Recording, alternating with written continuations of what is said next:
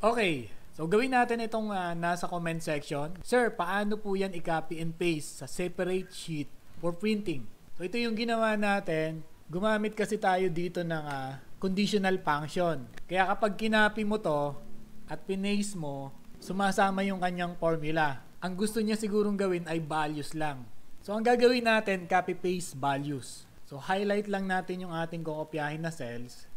Then right-click, copy, then click natin yung destination cell, right click, then paste special.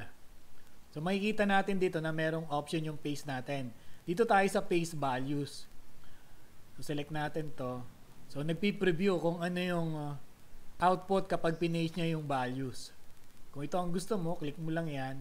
Dito sa paste values, hindi dyan kasama yung formulas in function na ginamit natin. Pati yung formatting nandito yan sa other paste option. Kung gusto mo naman, diretso click na dito sa paste option, ito lang siya. Gusto mo naman makita yung mga option niya, dito ka sa paste special. So paste values. Paste. So ayan, nag-paste na siya. Tapos check natin kung sumama nga yung function. Wala siyang formulas. Eto, may formulas. Ayan o. So, hindi sumama yung formulas. Ang isa pang another way para ma-achieve mo yon, select ulit natin. Then, punta lang tayo dito sa Home tab. May makikita tayo ditong copy. Click natin yan, copy. And select natin yung destination cell. Then, balik tayo dito sa itaas. May makikita tayo ditong paste. Click natin yan.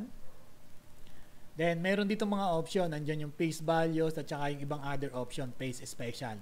So, paste values lang tayo dyan. So, yun.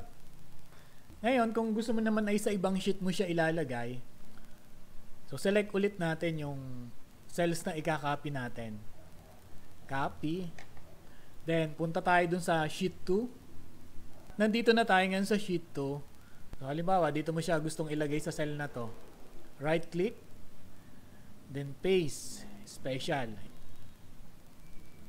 So ayun, yung formatting niya hindi sumama. So ikaw nang bahalang mag-adjust.